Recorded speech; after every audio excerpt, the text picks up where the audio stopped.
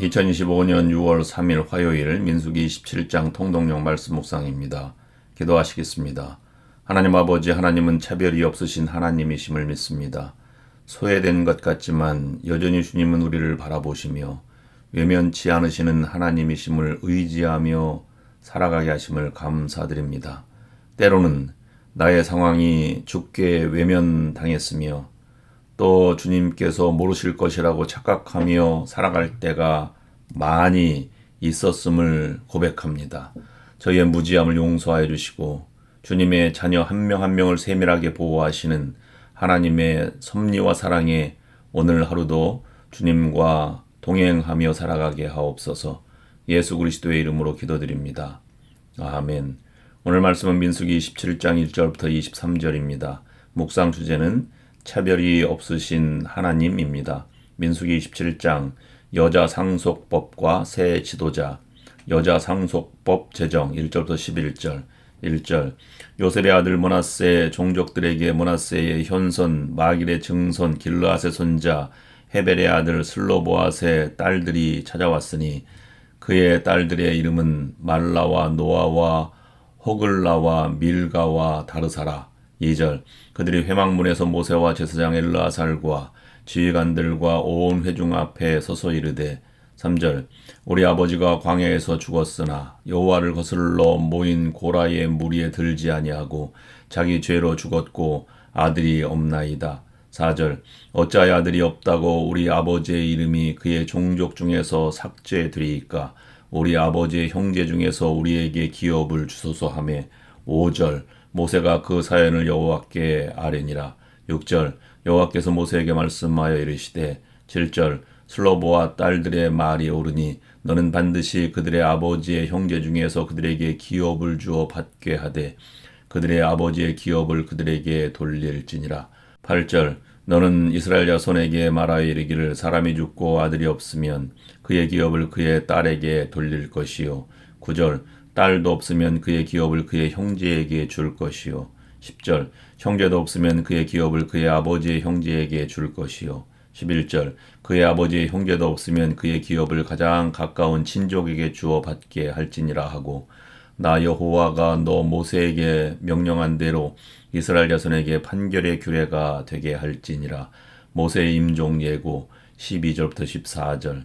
12절 여호와께서 모세에게 이르시되 너는 이 아바림 산에 올라가서 내가 이스라엘 자손에게 준 땅을 바라보라. 13절 본 후에는 네 형 아론이 돌아간 것 같이 너도 조상에게로 돌아가리니. 14절 이는 신 광야에서 회중이 분쟁할 때에 너희가 내 명령을 거역하고 그 물가에서 내 거룩함을 그들의 목전에 나타내지 아니하였음이니라. 이 물은 신 광야 가데스의 무리바 물이니라. 모세의 지도권 위탁. 15절부터 23절. 15절 모세가 여호와께 여짜와 이르되 16절 여호와 모든 육체의 생명의 하나님이시여 원하건대 한 사람을 이 회중 위에 세워서. 17절 그로 그들 앞에 출입하며 그들을 인도하여 출입하게 하사 여호와의 회중이 목자 없는 양과 같이 되지 않게 하옵소서. 18절 여호와께서 모세에게 이르시되 눈의 아들 여호수아는 그 안에 영이 머무는 자니 너는 데려다가 그에게 안수하고. 19절 그를 제사장 엘르아살과 온 회중 앞에 세우고 그들의 목전에서 그에게 위탁하여. 20절 내 존귀를 그에게 돌려 이스라엘 자손의 온 회중을 그에게 복종하게 하라. 21절 그는 제사장 엘르아살 앞에 설 것이요 엘르아살은 그를 위하여 우림의 판결로서 여호와 앞에 물을 것이며 그와 온 이스라엘 자손 곧 온 회중은 엘르아살의 말을 따라 나아가며 들어올 것이니라. 22절 모세가 여호와께서 자기에게 명령하신 대로 하여 여호수아를 데려다가 제사장 엘르아살과 온 회중 앞에 세우고. 23절 그에게 안수하여 위탁하되 여호와께서 모세에게 명령하신 대로 하였더라. 아멘. 민수기 17장은 두 가지 중요한 사건을 다루고 있습니다.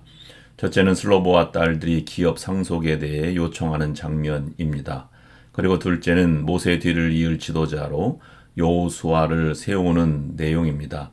이 두 사건은 모두 하나님의 공의와 배려, 그리고 차별 없는 은혜가 어떻게 현실 가운데 적용되는지를 잘 보여주고 있습니다. 슬로보앗은 아들이 없이 죽은 사람이었고 그의 5딸은 아버지의 이름이 이스라엘 공동체에서 사라지지 않게 해달라고 요청합니다. 당시 문화와 관습상 여성은 상속권이 없었지만 이들은 하나님의 공의의 근거에 용기 있게 자신의 목소리를 냅니다. 모세는 그들의 요청을 하나님께 묻고 하나님은 그들의 주장이 옳다고 하시며 그들의 요청을 받아들이십니다. 하나님은 여성이라는 이유로 그들을 배제하지 않으셨으며 오히려 이 사건을 통해서 이스라엘 기업 상속법의 새로운 기준을 세우셨습니다. 이는 하나님께서 어떠한 사람도 차별 없이 공의롭게 대하시며 약자와 소외된 자의 목소리에 귀를 기울이시는 분임을 분명하게 보여주고 있습니다. 이 사건은 오늘날 우리에게도 중요한 현실적 신앙의 교훈을 줍니다. 하나님은 인간이 만든 관습이나 문화보다 공의와 사랑의 원칙을 우선시하는 분이십니다.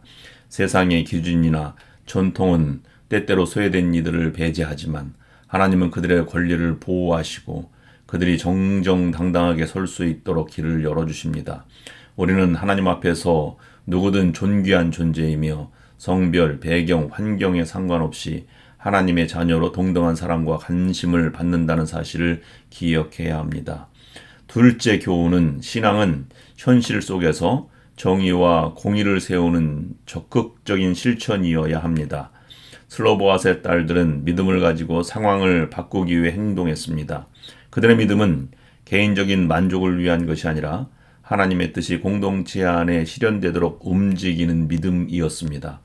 오늘 우리도 신앙을 단지 개인적인 위로로만 여길 것이 아니라 현실 속에서 하나님의 정의가 세워지도록 목소리를 내고 행동할 수 있어야 합니다. 마지막 셋째 교훈은 하나님은 다음 세대를 준비시키는 분이십니다. 모세는 가나안 땅에 들어가지 못했지만 하나님은 여호수아를 후계자로 세워 공동체가 흔들리지 않도록 하셨습니다.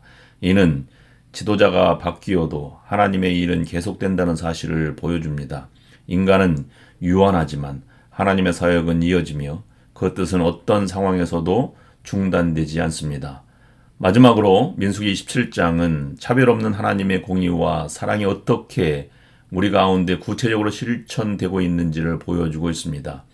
우리는 이 하나님을 믿으며 우리의 삶 속에서도 정의와 평등 그리고 사랑을 실천하며 살아가야만 합니다. 신앙은 단지 종교적 행위에 머무는 것이 아니라 약자의 편에 서고 하나님의 마음을 현실 속에 구현해 나가는 것입니다. 기도하시겠습니다. 하나님 아버지, 모든 사람을 공평하게 보시고 약자의 목소리에도 귀 기울이시는 주님의 사랑에 감사를 드립니다.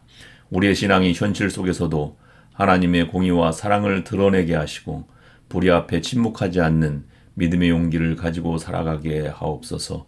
예수 그리스도의 이름으로 기도드립니다. 아멘.